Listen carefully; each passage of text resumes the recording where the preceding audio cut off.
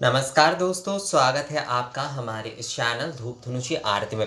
दोस्तों, आज जो है मैं आपको धूप पूजा के बारे में कुछ विषय जो है वो मैं बताने वाला हूँ, क्योंकि आप में से कई लोग मुझे कई बार ये सवाल कर रहे हैं कि जो धूप पूजा खासकर मुझे कुछ जो मेल मिला वो जो है कुछ नए लोग, यानी कि जो हमारे चैनल के साथ शायद पहले समय से जुड़े हुए नहीं हैं, तो उनके लिए ये खासकर जो है ये वीडियो मेरा है।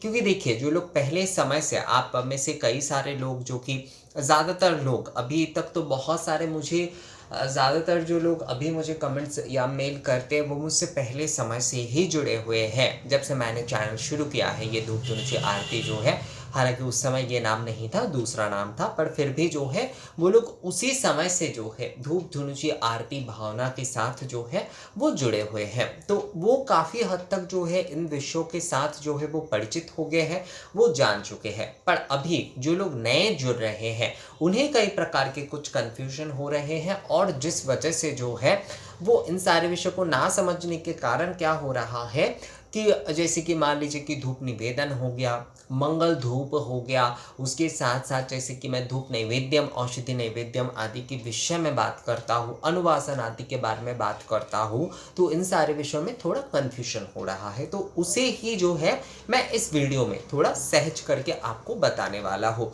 मैं फिर से कह रहा हूँ, ये वीडियो उनके लिए है जो नए नए हमारे चैनल के साथ जुड़े हैं, उनके लिए ये जो है, और पुराने भी कई सारे लोगों के अगर कुछ कन्फ्यूजन आती है तो वो भी इस वीडियो के माध्यम से दूर हो जाएगा। सबसे पहली बात, हमें इस विषय को जो है सबसे पहले समझना होगा कि जो हमारी जो धूप पूजा पद्धति है, यानी कि हमारे जो मान लीजिए कि जो हम लोग धूप निवेदन आदि कर रहे हैं, या फिर धूप आरती है, धूप अनुवासन है, धूप के कई सारे और प्रक्रिया है। धूप पूजा का अर्थ होता है, धूप आराधना का अर्थ होता है एक संस्कार, जैसे कि मान लीजिए अग्नि संस्कार। उसी प्रकार से ये भी एक धूप संस्कार है दोस्तों। मतलब धूप के माध्यम से कई प्रकार के जो है पूजा पद्धति, पूजा विधियों को जो है पालन करना, वो हम धूप निवेदन कर रहे हैं, यानी मंगल धूप कर रहे हैं। मंगल धूप का क्या अर्थ होता है? जागरण के समय हम जैसे कि धूप आरती कर रहे हैं, तो उस समय हम धूप प्रज्वलन कर रहे हैं, सुगंधित आदि द्रव्यों के साथ जो है, घंटा, घड़ियाल, शंख आदि वादन के साथ जो है हम मंगल धूप प्रज्वलन करते हुए, धूप दीप से आरती करते हुए जो है हम भगवान के जागरण करा रहे हैं। तो इसलिए जो है वो हो जाता है मंगल धूप। तो धूप से कई प्रकार की विधि किए जा सकते हैं। असल में हमारी मन की भावना ये है, हम ज़्यादातर ये सोचते हैं कि धूप मतलब बस हमने भगवान के सामने जला दिया, उसे थोड़ा सा घुमा दिया, ये हो गया। नहीं, धूप के ये जो विषय है ये बहुत विस्तृत है।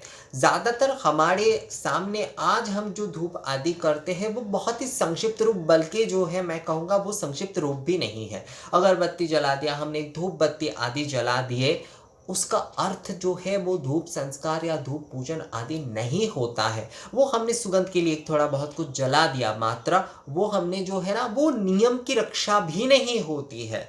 जब तक आप धूप जो है प्रॉपरली धुंजी धूप नहीं जला रहे हैं औषधि आदि, यानी कि औषधि धूप सामग्री आदि के साथ या यज्ञ सामग्री आदियों के साथ जो है, तब तक आपकी धूप प्रक्रिया जो है वो संपूर्ण होता ही नहीं। वो सुगंध वाले धूप भी जो है, जो आप जला रहे हैं अगरबत्ती, वो आप अपनी सुविधा के लिए जला रहे हैं, वो पूजन का असल में विधि नहीं है। धूप के कई सारे विधि है, जैसे पुष्प के कई सारे विधि है।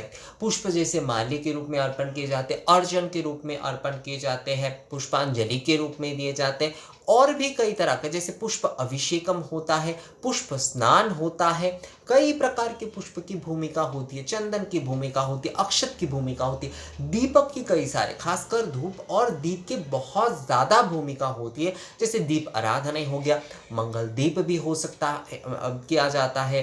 दक्षिण भारत में तो इन सारी चीज़ों की काफ़ी चलन है, दक्षिण भारत और कोंकण क्षेत्र में जो है। आरती में जैसे कि मान लीजिए 5 अलग अलग दीपक से जो है आरती किए जा रहे हैं, संध्या के दीपक हो गया। तो दीपक के भी कई सारे ऐसे पद्धति है। उसी तरह से धूप के भी स्वतंत्र हर जो हमारी सामग्री है, मैंने जैसे कि आप लोगों को एक वीडियो मैंने बनाया कि हर सामग्री के यानी कि हर उपचार द्रव्य के अधिपति देव होते, अर्थात वो जो सामग्री होते हैं, हर जो उपचार होते हैं वो अपने आप में संपूर्ण होते हैं। चाहे वो धूप हो, चाहे वो पुष्प हो, चाहे वो चंदन हो, चाहे वो दीपक हो, चाहे वो नैवेद्य हो, सभी के सभी जो है अपने आप में पूर्ण होते हैं। तो धूप पूजन या धूप आराधना का अर्थ होता है जब हम धूप से हम मंगल धूप भी कर रहे हैं, हम धूप निवेदन भी कर रहे हैं, सुगंध के तौर पर भगवान को धूप निवेदन कर रहे हैं। उसके बाद जो है मतलब भगवान के धूप निवेदन और असल में क्या होता है, वो भी नैवेद्य होता है, वो भी नैवेद्य होता है। जो हम निवेदन कर रहे हैं वो हर वस्तु जो है वो नैवेद्य ही होता है। पहले के समय में क्या होता था कि अलग अलग से सभी नैवेद्य दिए जाते, धूप नैवेद्य यानी कि औषधि आदि नैवेद्य आदि सभी दिए जाते थे। पर अभी के समय में वो सब कुछ नहीं होता है उतना, तो षडंग धूप आदि से ही जब धूप निवेदन हम कर रहे हैं तो हम उसमें संपूर्णता धूप के विधि जो है हम कर देते हैं। वहीं पर जो है षोडश उपचार आदि में जो है 64 उपचार आदि में आप अगर देखते, 36 उपचार आदि में देखते, वहां पर धूप के जैसे अनुवासन आदि इस प्रकार के कई भाग और उपचार में और मतलब अलग अलग आगम में जो है अलग अलग प्रकार से जो है इसके वर्णन है। मतलब धूप के कई सारे उपचारों के साथ पूजन किए जाते हैं। तो धूप पूजन का अर्थ हो रहा है हम जो है मंगल धूप कर रहे हैं, हम धूप निवेदन भगवान को दीप के साथ जैसे अब मतलब धूप दीप निवेदन करते तो वो भी कर रहे हैं, धूप नैवेद्यम हम प्रदान कर रहे हैं, हम जो है धूप अनुवासन कर रहे हैं, हम जो है धूप हवन यानी कि जो आहुति आदि वस्तु होंगे वो हम धूप हवन के तौर पर, ये बहुत सारे लोगों को हवन, धूप हवन और हवन में हवन एक अपने आप में जो है एक अपना संपूर्ण प्रक्रिया है। धूप हवन होता है हम जो है धूपाग्नि में कुछ आहुति आदि प्रदान कर रहे हैं, हम जिनके पूजन कर रहे हैं, मान लीजिए माँ दुर्गा की पूजन कर रहे हैं, माँ सरस्वती की पूजन कर रहे हैं, इस प्रकार से धूनों आहुति के साथ जैसे कि धूनों पुराणों आदि अनुष्ठान आदि किए जाते हैं। तो धूप के ऐसे ऐसे और भी कई सारे रिचुअल्स है। धूप बड़न किए जाते हैं लौकिक तौर पर जो है, धूप अभिषेकम आप कर सकते हो, धूप अर्चन किए जाते हैं, धूप आरती किए जाते हैं और आरती के भी जैसे धूप आराधना ही होते हैं, और भी कई कई प्रकार के धूप धुनी अर्चन, जैसे शिवरात्रि में धूप धुनी अर्चन एक होता है। वो धुनी जो होता है जैसे सन्यासियों के एक धुनी अलग प्रकार से बनता है। ये धुनी का मतलब होता है मतलब धूप जब बहुत बड़े तौर पर जो सन्यासी आदि होते हैं वो बहुत बड़े तौर पर प्रज्वलित करके जो है अखंड धूप की तरह एक प्रकार से जो है अखंड धुनी जो है वो प्रज्वलन करके जो है एक बड़े तौर पर होता है उनका वो, और धूप आरती आदि वो करते हैं। गृहस्थ जो है अखंड धूप आदि प्रज्वलन करेंगे, साक्षी धूप होते। तो धूप के ऐसे कई सारे विधि होते हैं, धूप के ऐसे कई सारे संस्कार, ये एक्चुअली विधि नहीं ये संस्कार हम बोल सकते हैं।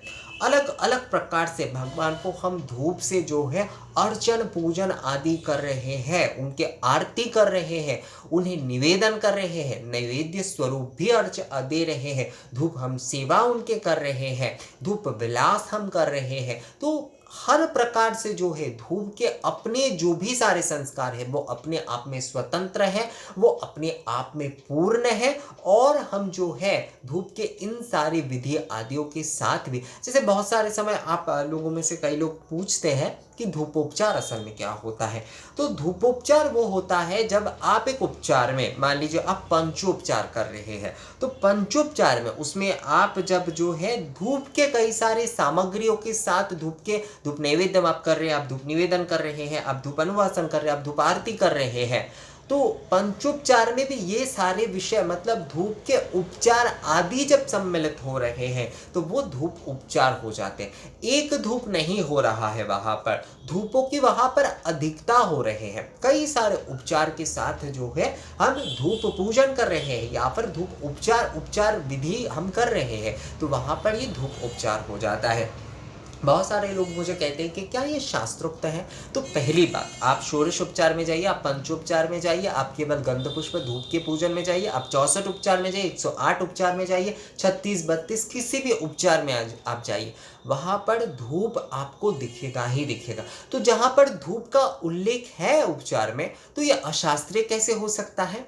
बहुत सारे लोगों को इस प्रकार की बहुत भ्रांत धारणा है कि ये जो है, ये मैं केवल मात्र जो है, मैं अपनी कुल परंपरा जो है आप लोगों से कहता हूँ। हाँ, मेरे कुल की परंपरा है, पर मेरे कुल के अधिकतर लोग ये अभी जो है इस नियम का पालन नहीं करते, क्योंकि ये सारी चीज़ें करने में जितना ज़्यादा परिश्रम आदि लगता है वो उतना नहीं करना चाहते। ये उनके अपने विषय है। मैं इसे जो है सजीव रखने की अपनी तरफ से कोशिश करता हूँ। हाँ, ये मेरे कुल की परंपरा है, पर केवल मात्र एक कुल परंपरा है इसके लिए मैं आपको कहता हूँ, ऐसा नहीं है दोस्तों। ये जो है ये हमारे संस्कार है, ये हमारी विधि है, ये हमारे शास्त्रोक्त एक विधि में आता है, एक स्वतंत्र विधि है।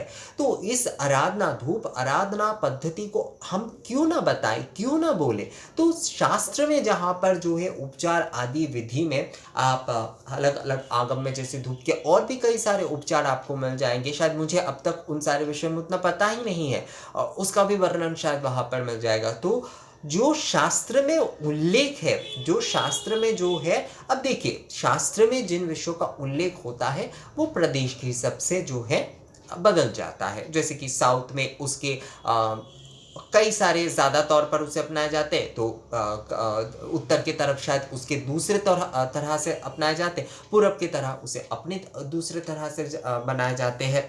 मान लीजिए कई जगह पर कंडे पर धूप जलाए जा रहे हैं, कहीं पर नारियल के छिलके पर धूप जलाए जा रहे हैं, कहीं पर जो है सूखे नारियल और देवदार आदि में दिए जाते हैं, पर ज़्यादातर जैसे कि हमारे कंडे और छिलके आदि से, पर धूप की भावना वही है, धूप वही रह रहा है। तो शास्त्र में कह रहा है कि धूप हमें जो है उपचार आदि में देना है, तो ये केवल मात्र कुल परंपरा नहीं होता है। हाँ, ये आपके कुल के जो है, ये शास्त्रोक्त उपचार जो है वो आपके कुल के विशेष परंपरा है, ये अलग विषय है। ये एक अलग विषय है कि आपके कुल के विशेष परंपरा है, आप उसे विशेष तौर पर निभा रहे हैं, वो एक अलग विषय है। पर ये शास्त्रोक्त नहीं है, ऐसा बिल्कुल नहीं है। शास्त्र में इसका पूर्णता वर्णन है, पूर्णता वर्णन है। हम केवल मात्र कुछ प्रचलित चीज़ों को ही शास्त्र मानते हैं। शास्त्र, हमारे हिंदू शास्त्र जो है ना, हमारे जो सनातन शास्त्र हैं, वो उतना संक्षिप्त नहीं है, इसके विस्तार काफ़ी है दोस्तों। वेद है, तंत्र शास्त्र है, पुराण है, और भी कई कई कई सारे विषय, मौखिक तौर पे भी कई शास्त्र अभी भी जीवित है। अब बहुत सारे लोग कहेंगे कि मौखिक तौर पर जो भी है उन्हें क्या हम मान सकते हैं? हाँ, बिल्कुल मान सकते हैं, बिल्कुल मान सकते हैं। कई सारे विषय जो है उसके शास्त्र में आपको दूसरे तरह से वर्णन मिलेगा, उसके शायद क्रिया पद्धति जो है वो शायद अलग है, पर ऐसा नहीं है कि वो अशास्त्रीय हो जाता है। अब लोकाचार, जैसे कि देशाचार, लोकाचार कुछ अलग विषय होते हैं, पर शास्त्र हमारे सभी है और शास्त्र हमें प्रमाण दे रहा है, तभी हम ये सारे विषय, मैं इतना भी ज़्यादा क्या आप लोगों को मतलब अशास्त्रीय चीज़ें बताऊंगा, और क्या वो सारी चीज़ें टिक पाएगा? मैं आप लोगों को एक से ज़्यादा कंटेंट उसके ऊपर कितना दे पाऊंगा? जो चीज़ें शास्त्र में उल्लेख नहीं है, जिसका शास्त्र आदि में वर्णन आदि नहीं है, उसके ऊपर जो है क्या चर्चा होगी? बहुत ज़्यादा। मेरे यहाँ पर 850 वीडियो ऑलरेडी बन चुका है, जिसमें से 500 शायद बने हैं धूप के ऊपर ही पूर्णता, उससे ज़्यादा भी हो सकते हैं। तो अगर ये शास्त्र उक्त ही नहीं होगा, तो मैं किस प्रकार से आप लोगों से इन सारे विषयों की खोज करके चर्चा करूँगा? तो ये सारे विषय जो है बहुत ही बेतुकी है, इनका किसी भी प्रकार का कोई आधार नहीं है। ये संपूर्ण निराधार बातें हैं। पहली बात, धूप से पूजन, धूप आराधना का अर्थ है धूप से कई प्रकार के पूजन आदि होते हैं। हम ये एक संस्कार, जैसे अग्नि संस्कार, उसी तरह से ये धूपाग्नि संस्कार हो रहा है। हम धूपाग्नि संस्कार के माध्यम से जो है हम अपने नित्य पूजा, अपने नैमित्तिक पूजा, अपने अनुष्ठानिक पूजा, काम्य पूजा, सभी पूजन जो है वो हम कर सकते हैं। नित्य पूजा में जैसे कि हम धूप निवेदन करेंगे, हम जो है धूप आरती करेंगे, ये ज़्यादा प्रचलित होता है। नैमित्तिक पूजा में यानी कि विशेष पूजा में जैसे कि इससे भी ज़्यादा उपचार हम करेंगे। मंदिर आदि में जैसे मंगल धूप किए जाते हैं, उसके साथ साथ धूप निवेदन किए जाते हैं, उसके साथ साथ धूप आरती, धूप नैवेद्यम आदि कई जगह पर जो प्रचलित है उस प्रकार से किए जाते हैं। तो धूप के कई सारे उपचार विधि आदि हैं। मैं ये नहीं कहता आप लोगों से कि आप जो है सभी चीज़ें जो है वो कर पाएंगे, पर देखिए मैं, क्योंकि धूप धुनुची आरती हमारा उद्देश्य ही, देखिए धूप, धुनुची के बिना धूप नहीं हो सकता, तो धूप के साथ धुनुची यानी कि धुनुची ही जो है धूप है। धूप जो हम करेंगे वो धुनुची धूप ही करेंगे। धुनुची या फिर धुपची जो धूप है हम वही करेंगे। धुनुची या धुपची पात्र में जो यज्ञ धूप जलाए जाते वही हमारे धूप है। और आरती, धूप आप निवेदन कर रहे हैं, धूप आप भगवान को नैवेद्यम के तौर पर दे रहे हैं, पर आप आरती नहीं कर रहे हैं। धूप दीप से जो है पंचदीपक से धुनुची धूप से पंचदीपक से आप आरती नहीं कर रहे हैं, तो आपका पूजन जो है वो असंपूर्ण हो रहा है। और धूप, ये सारे धूप धुनुची आरती ये सभी जो है उपचार में आ रहे हैं। अर्थात आप षोडश उपचार में जाइए, आप अष्टादश उपचार में जाइए, सभी में जो है ये धुनुची धूप यानी कि धूप निवेदन ये जो है ये कॉमन है। तो ये शास्त्र से युक्त हो रहा है सभी चीज़ें जो है। तो धूप धुनुची आरती, धूप के बिना पूजन नहीं हो सकता, चाहे वो षोडश हो पंच हो, जो भी उपचार हो, धूप के बिना पूजन नहीं हो सकता। धुनुची धूप के बिना धूप नहीं हो सकता क्योंकि वो यज्ञ धूप है। आरती के बिना कोई भी पूजन हो, कोई भी निवेदन हो, कोई भी पूजा कुछ भी हो वो संपूर्ण नहीं हो सकता। तो धूप दीप के साथ आरती जो है वो जरूरी है। तो इसीलिए धूप धुनुची आरती, हमारे चैनल का नाम ही इसीलिए यही है। और मेरा ये कर्तव्य बनता है दोस्तों कि आप लोगों को धूप धुनुची के बारे में जो है ज़्यादा से ज़्यादा आप लोगों को बताओ। हमारा चैनल उसके ऊपर आधारित है, तो मेरा ये कर्तव्य है। जो लोग ये सवाल करते हैं कि आप केवल धूप के बारे में बताते, धुनुची धूप के बारे में बताते हैं, तो हमारा ये कर्तव्य है। हमारा चैनल का नाम ही धूप धुनुची आरती है। यहाँ पर धूप धुनुची और आरती के विषय में, आराधना के विषय के बारे में जो है ज़्यादा से ज़्यादा आप लोगों से चर्चा करना, आप लोगों को बताना ही मेरा जो है प्राथमिक कर्तव्य है। तो मैं वही आप लोगों को करता हूँ दोस्तों, आप लोगों के सामने वही विषय जो मैं रखता हूँ। और धूप के बारे में और भी कई सारे हमारे कई सारे शोध, कई सारे विषय जो है आने वाले समय में आने वाले हैं। जो लोग पुराने समय से हमारे साथ जुड़े हुए हैं वो तो 50% इस विषय को समझ चुके हैं, जान चुके हैं, वो अभी कर भी रहे हैं। और जो लोग नए तौर पर जुड़े हैं वो भी इस विषय को समझकर जो है वो धीरे धीरे ज़रूर इस विषय को बहुत अच्छे तरीके से कर पाएंगे। बस अपने प्रैक्टिस जो है उसे मत छोड़िएगा। धूप धुनुची आरती जो है, मतलब आप धूप निवेदन, धुनुची धूप आरती जो है ये आपको करते रहना है। तभी जो है ना आप प्रैक्टिकली करते रहेंगे, तभी जो विषय में जिस सारे विषय के बारे में मैं आपको बताऊंगा, जो भी सारे सामग्री आदियों के बारे में मैं आपको विषय में बताऊंगा, वो सारे विषय जो है ना और भी ज़्यादा आप सही तरीके से समझ पाएंगे और कर पाएंगे। तो हमारी इस धूप संस्कार के साथ, धूपाग्नि अर्चन आराधना के साथ, आरती के साथ जो है आप इस तरह से जुड़े रहिए। आप सभी जो है जुड़े रहिए, इसे सशक्त करिए, इसे शेयर करिए, लोगों तक जो है ये धुनुची धूप आदि जो है ये आप पहुंचाइए। आप बताइए इस विषय में जो है कि धूप धुनुची आरती माध्यम से जो है भगवान की सहज और सरलता से पूजन किए जा सकते, विशेष तौर पे भी हम पूजन कर सकते हैं। और केवल धूप दीप आरती से भी जिन्हें बहुत कुछ नहीं आता वो केवल धुनुची धूप और पंचदीपक आरती से भी अपने पूजन कर सकते हैं। ये आप लोग जो है सभी को बताइए, केवल मेरा दायित्व नहीं है, ये आप लोगों का भी कर्तव्य है कि लोगों को आप ये धूप संस्कार आदि के बारे में बताइए दोस्तों। तो ये वीडियो जो है इसी के ऊपर था। ये वीडियो कैसा लगा आप लोगों को? अगर इसके बारे में इस वीडियो में मैंने ज़्यादा से ज़्यादातर बोलने की कोशिश की है, फिर भी अगर आप लोगों का कोई सवाल आदि है तो आप लोग मुझे जो है कमेंट्स कर सकते हैं और उसके साथ साथ मुझे मेल भी कर सकते हैं। तो मिलते हैं आपसे अगली वीडियो में नई जानकारी के साथ, तब तक के लिए नमस्कार।